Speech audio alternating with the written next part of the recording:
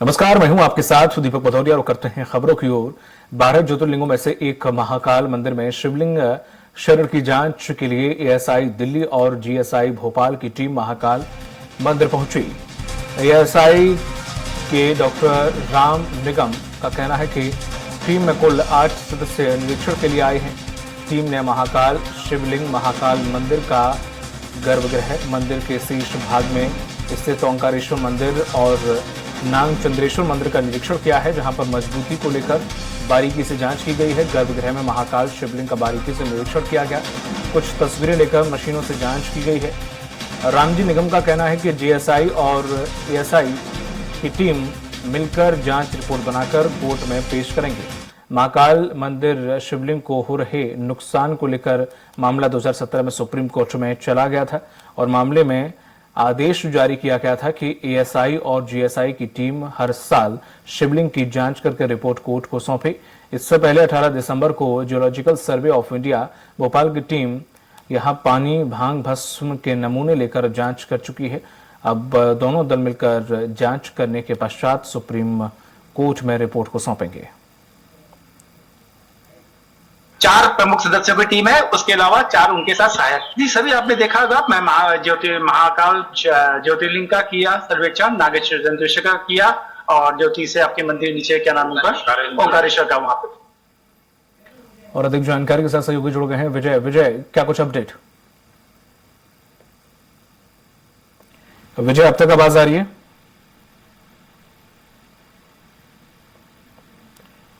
विजय, अब तक आवाज आ रही है? विजय से संपर्क हम करने की कोशिश कर रहे हैं। आपको बता दें कि सुप्रीम कोर्ट ने हर साल शिवलिंग की जांच का आदेश दिया था, जिस पर महाकाल के शिवलिंग शरण की जांच के लिए टीम आई है। महाकाल मंदिर में पहुंची है एएसआई दिल्ली और जीएसआई भोपाल की टीम, जहां पर गर्भगृह में महाकाल शिवलिंग का बारीकी से निरीक्षण किया गया। जांच 4 प्रमुख सदस्यों की टीम है, उसके अलावा 4 उनके साथ सहायक। और अधिक जानकारी के साथ विजय हमारे साथ जुड़ गए हैं। सहयोगी विजय, क्या कुछ अपडेट?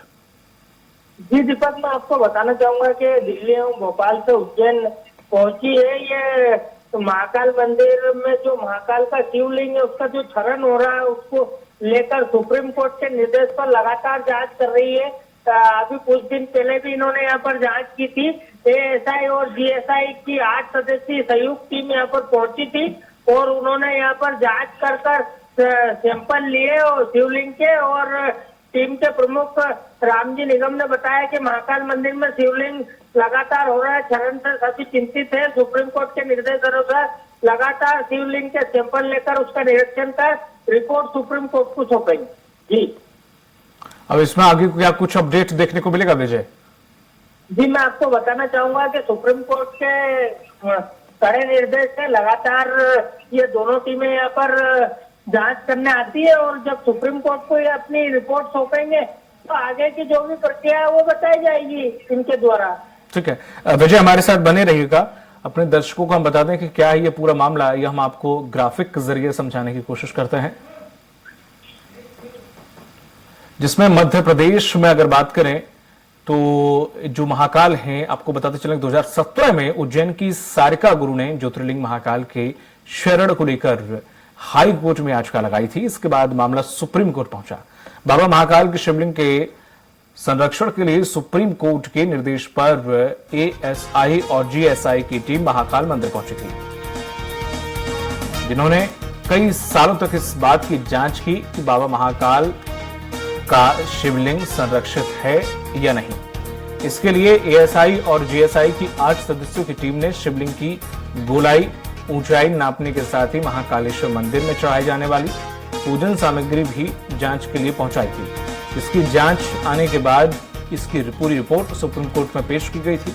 इसके बाद सुप्रीम कोर्ट ने आदेश दिया था कि शिवलिंग पर केवल आरओ का जल ही चढ़ाया जाए, जिसके बाद 2 सितंबर 2020 को सुप्रीम कोर्ट के जज जस्टिस मिश्रा ने मंदिर प्रशासन को 8 सुझाव पर अमल करने की हरी झंडी दी थी।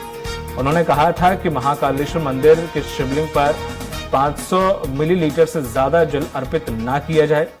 भस्म आरती के दौरान शिवलिंग को सूती कपड़ों से पूरा ढका जाए और बाबा महाकाल को आरओ का जल चढ़ाने के साथ ही नकली चीनी, घी चीनी पाउडर ना चढ़ाया जाए। साथ ही बाबा महाकाल का शिवलिंग सूखा है, इसलिए गर्भगृह में ड्रायर और पंखे भी लगाए जाएं। जीएसआई की टीम ने दिसंबर 2022 में शिवलिंग का जायजा लिया था। उसने पाया कि 2021 में दिए गए कई सुझावों पर अमल नहीं किया गया है। शिवलिंग पर भस्म का गिरना और श्रद्धालुओं की स्पर्श पूजा और रगड़ने से ज्योतिर्लिंग को नुकसान हो रहा है। महाकाल के शिवलिंग को रगड़ने, भस्म गिरने और स्पर्श पूजा से ज्योतिर्लिंग पर छोटे छोटे छिद्र बन गए हैं और ये बढ़ रहे हैं। इससे बैक्टीरिया पनपते हैं, जिससे क्षरण हो रहा है। और इसके साथ ही जुलाई 2023 से गर्भगृह में प्रवेश पर प्रतिबंध लगा दिया गया था।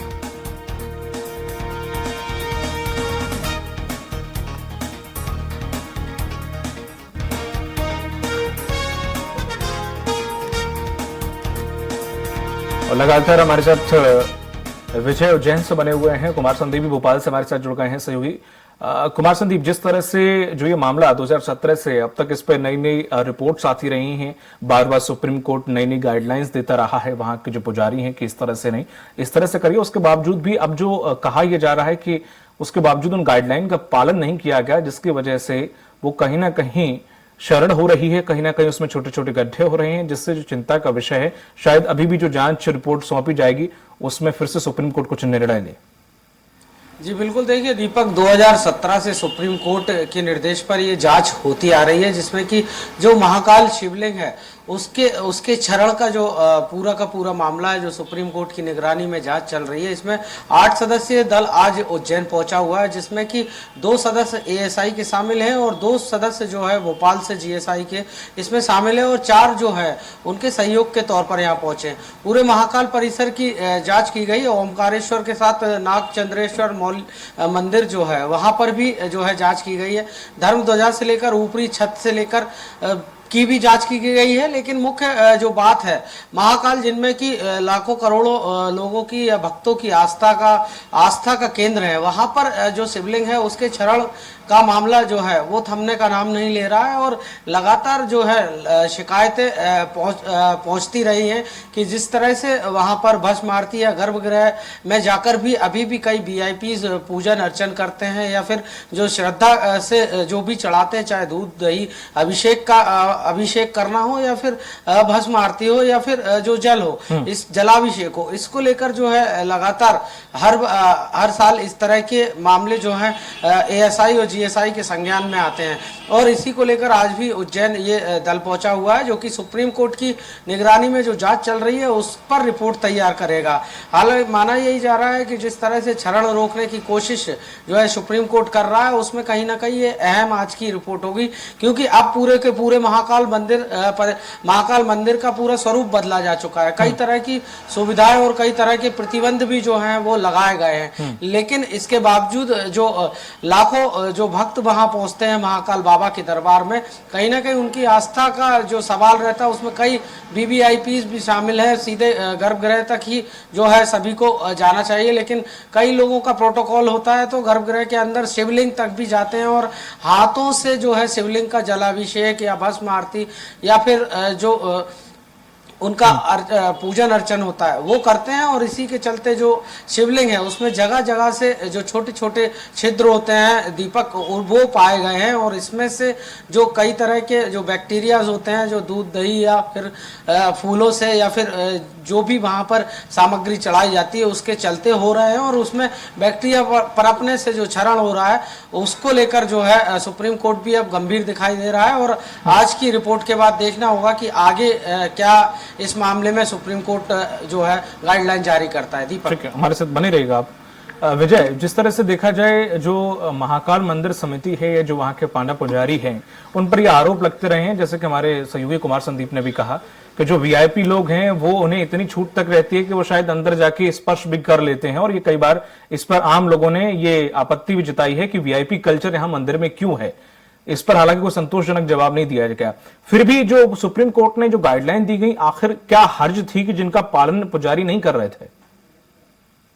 जी, मैं दीपक आपको बताना चाहूंगा कि कहीं ना कहीं वीआईपी जो कल्चर है वो कहीं ना कहीं यहाँ उज्जैन में हावी होता दिखाई दे रहा है, क्योंकि मैं चाहूंगा कि अगर वीआईपी कल्चर में अभी अभी की फिलहाल हाल की घटना में आपको बताना चाहूंगा कि गर्भगृह में प्रवेश चाहे वो वीआईपी हो या कोई आम व्यक्ति हो, उसका प्रवेश निषेध है। वो सिर्फ उसके नंदी द्वार से या उसके गेट से ही दर्शन कर सकता है। लेकिन अगर कोई नेता आता है या सीएम आते हैं या कोई बड़ा यहाँ पर जनप्रतिनिधि पहुंचता है तो उसके लिए गर्भगृह में एंट्री है। जैसे अभी कुछ दिन पहले सीएम पहुंचे थे यहाँ पे, तो उन्होंने गर्भगृह में विधायकों के साथ पूजन अर्चन की। आम व्यक्ति के लिए एक पर पूजन अर्चन करने के लिए दूसरा नंदीहाल से ही पूजन अर्चन करना पड़ता है। तो वीआईपी की रसीद भी वो कटवाता है 250 रुपए की, उसके बावजूद भी उसको बाहर से ही दर्शन। तो आखिर ऐसा भेदभाव दर्शन में, बाबा महाकाल के यहाँ दर्शन में क्यों किया जाता है? हमने कई जगह पर देखा, कई तीर्थ स्थल की अगर हम बात करें तो वहाँ सुगमता से दर्शन होते हैं, सुगमता से दर्शन यहाँ भी होते हैं। लेकिन यहाँ पर कहीं ना कहीं ये देखने में आया कि वीआईपी कल्चर बहुत तौर पर हस्ती है। जी कुमार संदीप, जिस तरह से देखा जाए महाकाल सिर्फ आस्था का विषय नहीं है, या ये कहें कि सिर्फ आस्था है, वो एक ज्योतिर्लिंग है, आस्था का केंद्र भी है, हमारे लिए विश्व धरोहर भी है। अगर देखा जाए तो हिस्टोरिकल प्लेस भी है, वो कई मायनों में बहुत ज्यादा महत्व रखता है।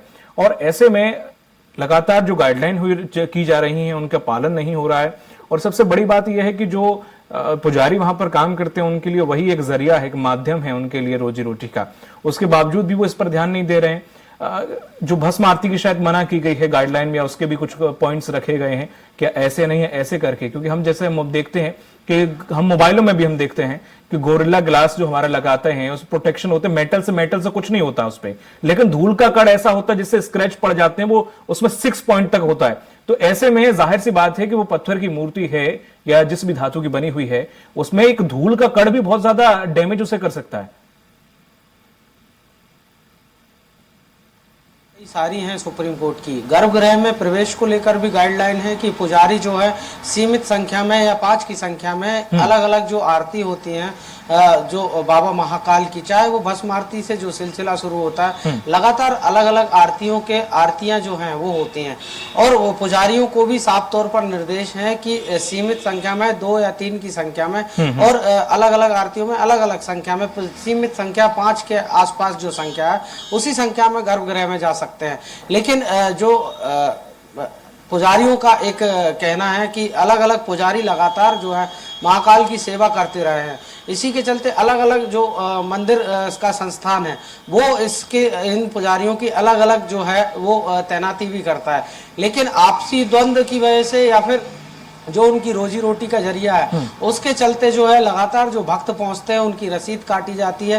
कहीं कहीं जो है भक्तों के लिए भी इस तरह के ग्रीवांसेस मिल जाते हैं पुजारियों के माध्यम से कि वो गर्भगृह में जाकर स्पर्श भी कर लेते हैं। ना सिर्फ वीआईपी का मामला है बल्कि लापरवाही भी यहाँ पर दिखाई देती है दीपक के। जिस तरह से पुजारियों में आपस में जो एक रोजी रोटी के जरिए के चलते जो आम भक्त भी पहुंचते हैं तो कहीं ना कहीं उन्हें भी जो है इस लापरवाही की छूट मिलती है और गर्भगृह में जाकर सीधा जो है जो बाबा महाकाल शिवलिंग है उनका स्पर्श भी करते हैं। और कभी जो स्पेशली पूजा होती है वो भी संपन्न जो है भले ही गर्भगृह के बाहर नंदी हॉल से कराई जाए, लेकिन दर्शन और स्पर्श जो है वो कहीं ना कहीं वहां से भी कभी कभी करा दिए जाते हैं। ये इस तरह की लापरवाही भी सामने आई है। तो सीधे तौर पर अगर इस तरह की लापरवाहियां होंगी तो निश्चित तौर पर जो क्षरण हो रहा है वो रुकने का नाम नहीं लेगा। धीरे धीरे जो वहां पर शिवलिंग का जो आकार है वो भी धीरे धीरे बदल रहा है दीपक। और देखने वाली बात ये होगी कि इस बार जो एएसआई और जीएसआई की टीम आई है वो क्या रिपोर्ट अपनी जो है सुप्रीम कोर्ट को सौंपती है और उसके बाद क्या स्टेटस जो है वो सुप्रीम कोर्ट गाइडलाइंस का जारी करता है। बिल्कुल, पर कुमार संदीप, अगर पहले ये आस्था का केंद्र हुआ करता था और आज भी है, लेकिन कुछ लोगों के लिए ये एक व्यवसायिक माध्यम बन गया है उज्जैन। जिस तरह से हाल ही के कुछ सालों में अगर हम देखें, पहले भी था, लेकिन जो भीड़ बढ़ी है, कोई किसी के लिए जा रहा है, कोई किसी के लिए जा रहा है, जरूरी नहीं कि सब आस्था के लिए जा रहे हैं, कोई रील्स बनाने के लिए जा रहा है, तमाम तरह की हम चीजें देखने को मिलते हैं। तो इसका एक व्यवसायीकरण से जो वहां पर लगने वाली भीड़ है वो कहीं ना कहीं ऐसे लालच को भी पनपा रही है जिससे गर्भगृह में लोग पहुंच रहे हैं, उन्हें छू रहे हैं। जी बिल्कुल दीपक, देखिए ये मामला सिर्फ महाकाल मंदिर से जुड़ा हुआ आस्था का मामला नहीं है। पूरा का पूरा जो उज्जैन शहर है या उज्जैन का जो पौराणिक और इतिहास रहा है या धार्मिक जो महत्व है, वहाँ सभी तरह के जो मंदिर हैं, चाहे मंगल देव की बात की जाए, भृतहरि की बात की जाए, काल भैरव की बात की जाए, तो अलग अलग आस्थाओं को लेकर लोग पहुंचते हैं। लेकिन सबसे बड़े राजा जो हैं उज्जैन के, वो महाकाली हैं। ऐसे में उनके दर्शन के साथ ही लोग पुण्य कमाना चाहते हैं, स्पर्श करना चाहते हैं, उनका जलाभिषेक करना चाहते हैं, उनका शिवार्चन करना चाहते हैं। और इसी आपाधापी में जो वहाँ के पुजारी हैं या पंडित हैं, वो कहीं ना कहीं पूजन अर्चन की बात कहकर या फिर उन्हें लोक लुभावन वादा करके कि बाबा महाकाल को स्पर्श भी कराएंगे और उनका सीधा आशीर्वाद भी आपको दिलाएंगे। कहीं ना कहीं इसके चलते जो है लोग वहाँ गर्भगृह, नंदी गृह के अलावा दर्शन करने की इजाज़त वहीं से है, गर्भगृह में जाने की इजाज़त किसी को नहीं है। लेकिन इसके बावजूद ये सिलसिला जारी है। दीपक, बिल्कुल। विजय, का आखिरी सवाल कि जिस तरह से अभी ये पूरा मामला जो रिपोर्ट सौंपी जाएगी सुप्रीम कोर्ट पर, इस पर गाइडलाइन या फिर सुनवाई कब तक हो सकती है, कब तक संभावना है कि सुप्रीम कोर्ट इस पर संज्ञान लेगा या फिर जो समिति है उसको आदेश देगा कि आगे अब क्या करना और क्या नहीं करना है?